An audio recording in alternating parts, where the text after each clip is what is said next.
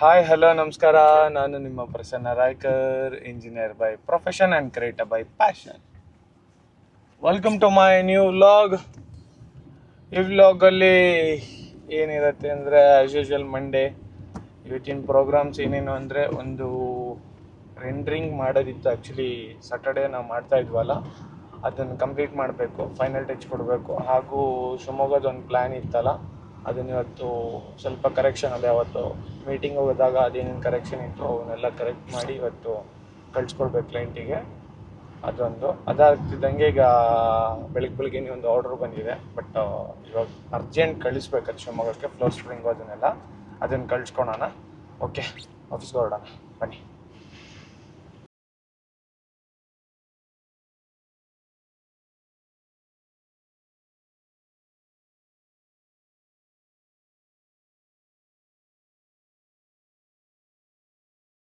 Okay, ಆಫೀಸಿಗೆ ಬಂದ್ವಿ. ಸಣ್ಣ ಪುಟ್ಟ ಕೆಲಸ ಇಲ್ಲ, ಎಲ್ಲ ಕ್ಲೀನ್ ಎಲ್ಲ ಮಾಡಿಕೊಂಡು ಕುತ್ಕೊಂಡ್ಬಿಡ್ತೀನಿ. ಆಲ್ಮೋಸ್ಟು ಏನೇನು ಕೆಲಸ ಇದೆ ಎಲ್ಲದನ್ನು ಮುಗಿಸ್ಕೊಂಡು ಅದಾಗ್ತಿದ್ದಂಗೆ ಇವತ್ತು ಫಸ್ಟ್ ಕೆಲಸ ಏನು ಮಾಡಬೇಕು ಅಂದರೆ, ಒಂದು ಫ್ಲೋರ್ ಸ್ಪ್ರಿಂಗ್ ಕಳಿಸ್ಬೇಕು ಅಂದಿದ್ದೆ ಶಿವಮೊಗ್ಗಕ್ಕೆ. ಫ್ಲೋರ್ ಸ್ಪ್ರಿಂಗು ಮತ್ತು ಅದರ ಫಿಟ್ಟಿಂಗ್ಸ್ ಎಲ್ಲ ಏನೋ ಅರ್ಜೆಂಟ್ ಇದೆ ಅಂತೆ. ನಮ್ಮ ರೆಗ್ಯುಲರ್ ವೆಂಡರ್ ಅವರು ಅದನ್ನು ಕಳಿಸ್ಕೊಟ್ಟು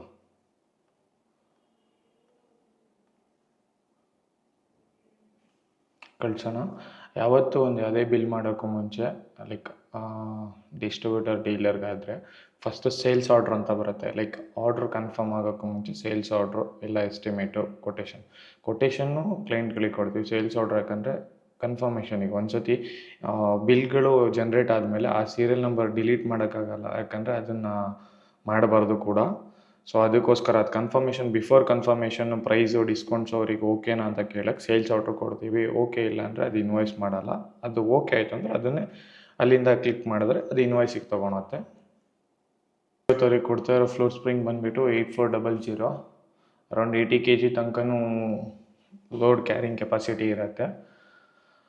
ಅದರಲ್ಲಿ ಮತ್ತೊಂದೇನು ಅಂದರೆ 3 year ವಾರಂಟಿ ಕೂಡ ಕೊಡ್ತಾರೆ ಓಝೋನ್ ಕಡೆಯಿಂದ.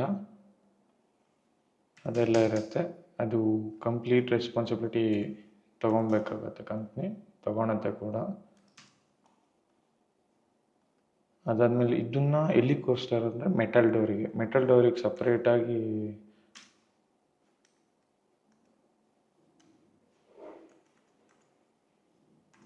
ಒಂದು ಒಳ್ಳೆ ಡಿಸ್ಕೌಂಟ್ ಕೊಡ್ತೀವಿ. ಇದೇ ರೀತಿ ಓಝೋನ್ ಮೆಟೀರಿಯಲ್ ರಿಕ್ವೈರ್ಡ್ ಇದೆ, ದಯವಿಟ್ಟು DM ಮಾಡಿ. ಓಕೆ, ಪ್ರಿಂಟ್ ತೊಗೊಂಡು ಡೆಲಿವರ್ ಮಾಡೋಣ. ಈಗ ನಮಗೆ ಬೇಕಾಗಿರೋದು FS 8400. ವಿನಯ್ ಹುಡುಕ್ತಾ ಇದ್ದಾನೆ. ಎಲ್ಲಿದೆ? ಮೇಲಿದೆ ನೋಡು. ಹಾಂ, ಮೇಲ್ಗಡೆನೂ ಇದೆ. ಮೇಲ್ಗಡೆ ಇರೋದು ಅದೇ ಬಾಕ್ಸ್, ಮೇಲ್ಗಡೆ 8400. ಓಕೆನಾ? ಕೆಳಗಿಡ್ಕೊ. 8400ನಾ? ಹಾಂ, ಓಕೆ ಫೈನ್. ಇನ್ನೊಂದೇನಿದೆ? ಹಾಂ, OFS ಆಯ್ತದು. ಅದ್ರ ಕೆಳಗಡೆ ಇನ್ನೊಂದಿದೆಯಲ್ಲ OFS. ಹಾಂ, ACC TP BP ಅಂತಿದೆ ತಾನೇ? ಓಕೆ, ಆ ಕಡೆ ಲಾಸ್ಟ್ ಇದೆ ನೋಡು. ಈ ಬಾಕ್ಸ್ ಇಲ್ಲೇ ಇದೆಯಲ್ಲ. ಹಾಂ, ಅದೇ ಬಾಕ್ಸು. ಅದರಲ್ಲಿ ಒಂದು ಬಾಕ್ಸ್ ತಕ್ಕೋ, ಓಕೆನಾ? ಏನೇ ಓಝೋನ್ ರಿಲೇಟೆಡ್ ಮೆಟೀರಿಯಲ್ಸ್ ಬೇಕಿದ್ರೆ ದಯವಿಟ್ಟು ಹೇಳಿ. ಒಳ್ಳೆ ಡಿಸ್ಕೌಂಟಲ್ಲಿ ಒಳ್ಳೆ ಪ್ರೈಸಿಗೆ ಕೊಡ್ತಾಯಿದ್ವಿ ಆಲ್ ಓವರ್ ದ ಕರ್ನಾಟಕ. ಏನೇ ಇದ್ರೂ DM ಮಾಡಿ, ಇಲ್ಲಾಂದರೆ ಬೇಕಿದ್ದರೆ ಇನ್ಸ್ಟಾಗ್ರಾಮಲ್ಲಿ ಮೆಸೇಜ್ ಮಾಡಿ, ಮಿಸ್ ಆಗಾಯ್ತಾರೆ ಅಂತ. ಎಲ್ಲಿ ಹೇಳ್ತೀರ ಅಲ್ಲಿ ಡೆಲಿವರಿ ಕೊಡ್ತೀವಿ, ಒಳ್ಳೆ ಪ್ರೈಸಿಗೆ. ನಿನ್ನೆ ಮನೆಯಿಂದ ಮಳೆ ಇಲ್ಲ ಅಂತ ಅಂದ್ಕೊತಿದ್ವಿ. ಇವತ್ತು ನೋಡಿದ್ರೆ ಚಿಕ್ಕೊಂಡು ಹೊಡಿತಾ ಇತ್ತು ಮಳೆ. ಇದರಲ್ಲಿ ಬೇರೆ ಈಗೊಂದು ಆರ್ಡ್ರು ಬೇರೆ ಬಸ್ಸಿಗೆ ಹಾಕಬೇಕು, ಲೇಟ್ ಬೇರೆ ಆಗ್ಬಿಟ್ಟಿದೆ. ಮಳೆ ಇನ್ನೂ ಜೋರ ಆಗ್ತಾಯಿದೆ, ಬಿಟ್ರೆ ಸಣ್ಣಕ್ಕಾಗಿಲ್ಲ. ಬರ್ಬೇಕಾದ್ರೆ ನಾವು ಆಫೀಸಿಗೆ ಸ್ವಲ್ಪ ಲೈಟಾಗಿತ್ತು, ಈಗ ಇನ್ನೂ ಜೋರಾಗಿ ಹೊಡಿತಾ ಇದೆ. ಏನೋ ಎತ್ತ ಗೊತ್ತಿಲ್ಲ.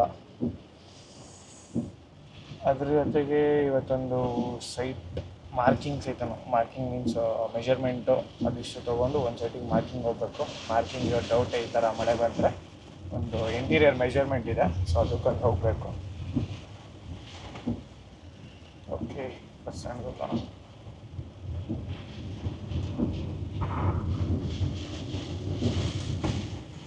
ಇವತ್ತು ರೆಡ್ ಅಲರ್ಟ್ ಇದೆ ಅನ್ಸತ್ತಲ್ಲ, ಹಾಂ ಸ್ಕೂಲ್ ಗಿಲ್ಲೆಲ್ಲ ರಜೆ ಇವತ್ತು. ಕಾಲೇಜಿಗೂ ಕಾಲೇಜು ಕಾಲೇಜಿಗೂ ರಜೆ. ಹೌದಾ? ಹೌದು. ನಾವಿರ್ತ ರಜೆ ಕೊಟ್ಟಾಗೆಲ್ಲ ಮಳೆನೇ ಬರ್ತಿರ್ಲಿಲ್ಲ ಕಣ. ಮಾರನೇನು ಮತ್ತೆ ಸ್ಕೂಲ್ ಇದೆ ಅನ್ನೋರು ಇಲ್ಲ ಹೋಗ್ತಿದ್ವಿ, ಮತ್ತೆ ಮಧ್ಯಾಹ್ನ ಹೊತ್ತಿಗೆಲ್ಲ ರಜಾ, ಮಳೆ ಮಳೆ ಅಂತೇಳಿ. ಬಸ್ ಸ್ಟ್ಯಾಂಡ್ ಬಂದ್ವಿ. ಇದು ನಮ್ಮೂರು ಬಸ್ ಸ್ಟ್ಯಾಂಡ್, ಕಡೆ ರೈಟ್ ಸೈಡಿಗೆ ಇರೋದು. ನೋಡೋಣ ಯಾವ್ದಾದ್ರು ಬಸ್ ಇದೆಯೋ ಶಿವಮೊಗ್ಗಕ್ಕೆ ಅಂತ.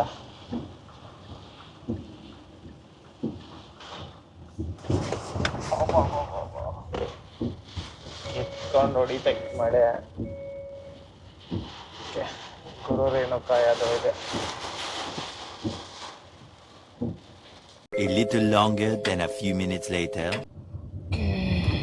ಮಳೆ ಮತ್ತೆ ಸಣ್ಣ ಆಯಿತು. ಕೊಟ್ಟು ಬಂದಾದ್ಮೇಲೆ ಸಣ್ಣ ಆಯ್ತಲ್ಲ ಅವನೇ.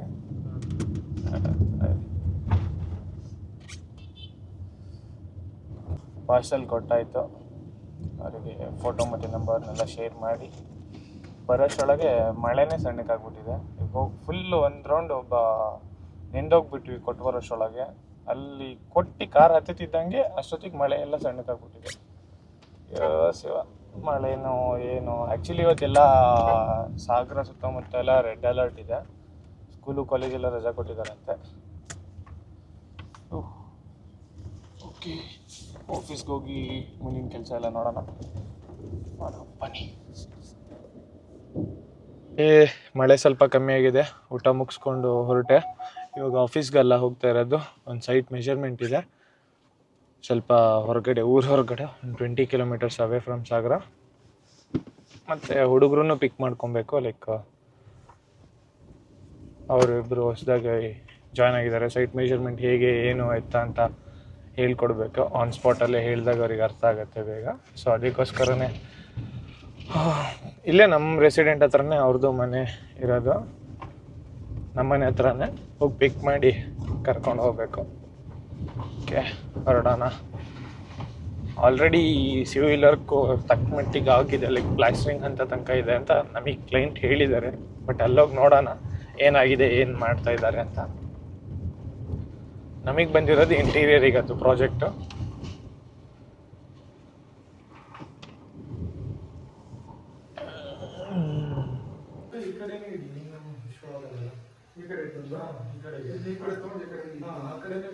ಕ್ಲೋಸ್ ಮಾಡಿಲ್ಲ ಅಂದ್ರೆ ಒಂದೂವರೆ ಡೇದು 2 ಕಿಟಕಿ ಹಾಕೊಂಡು ಫಿಕ್ಸ್ಡ್ ಗ್ಲಾಸ್ ತೆಗಿಯೋ ಥರದ್ದು ಏನಿಲ್ಲ.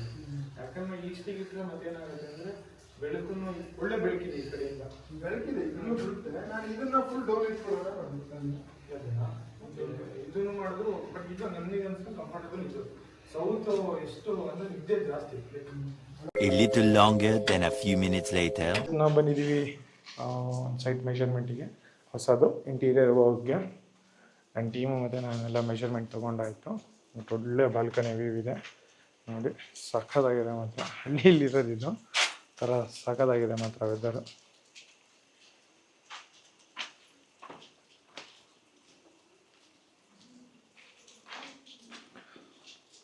ಹೊರಗಡೆ ಒಂದು ಸಿಟ್ಔಟ್ ಕಾನ್ಸೆಪ್ಟು, ಕೋಟಾ ಟೈಪ್ ಒಳಗಡೆ ಎಲ್ಲ ಬರುತ್ತೆ. ಸಖತ್ತಾಗಿದೆ ಮಾತ್ರ. ಒಂಥರ ಫಾರ್ಮ್ ಹೌಸ್ ಥರ. ನಮಗೆ ಎಲ್ಲೋದ್ರೂ ಫಾರ್ಮ್ ಹೌಸ್ ಬಿಡೋದೇ ಇಲ್ಲ. ಲೈಕ್ ಫಾರ್ಮ್ ಹೌಸ್ ಅಲ್ಲ, ಬಟ್ ಅವ್ರು ಇರೋದು ಬಟ್ ತೋಟ ಗಿಟ ಇರೋದ್ರಿಂದ ಫಾರ್ಮ್ ಹೌಸ್ ಥರನೇ ಅನಿಸುತ್ತೆ. ಓಕೆ, ಹೊರಡೋಣ. ಮೆಷರ್ಮೆಂಟ್ ಆಯಿತು. ನಮ್ಮ ರೈಲ್ವೆ ಸ್ಟೇಷನಿಗೆ ಬಂದಿದ್ದೆ ಇವತ್ತು. ಯಾಕಂದರೆ ಅಮ್ಮ ಪಪ್ಪ ಬ್ಯಾಂಗ್ಳೂರು ಹೊರಟಿದ್ರು. ನಾಳೆ ಒಂದು ಫಂಕ್ಷನ್ ಇತ್ತು ನಮ್ಮ ಚಿಕ್ಕ ತಾತನ ಮನೆಯಲ್ಲಿ. ಸೊ ಅವ್ರನ್ನ ಬಿಡೋಕ್ಕೆ ಬಂದಿದ್ದೆ. ಆಫೀಸಿಂದ ಬೇಗ ಬಂದಿದ್ದೆ. ಆ್ಯಕ್ಚುಲಿ ಒಂಚೂರು ಸೈಟ್ ಮೆಷರ್ಮೆಂಟ್ ಆದಮೇಲೆ ಆಫೀಸ್ಗೆ ಹೋಗಿ ನನ್ನ ಕ್ಲೈಂಟ್ ಮೀಟ್ ಆಗಬೇಕಿತ್ತು. ಮತ್ತೊಂದು ಪಾರ್ಸೆಲ್ಲು ಕಳ್ಸೋದಿತ್ತು. ಇವತ್ತು ಟ್ರಾನ್ಸ್ಪೋರ್ಟ್ ಅವ್ರಿಗೆ ಕಳಿಸಿದ್ದಕ್ಕಿಂತ ಬಸ್ಸಲ್ಲಿ ಕಳಿಸಿದ್ದೆ ಜಾಸ್ತಿ ಆಗಿದೆ ಎಲ್ಲದು. ಈಗ ಇನ್ನೊಂದು ತೆಗ್ದಿಟ್ಟು ಬಂದಿದ್ದೀನಿ. ನಾನು ಬೆಂಗಳೂರು ಕಳಿಸ್ಬೇಕು. ಈಗ ಹೋಗ್ತಾ ಹಾಕ್ಬಿಟ್ಟು ಹೊರಡಬೇಕು.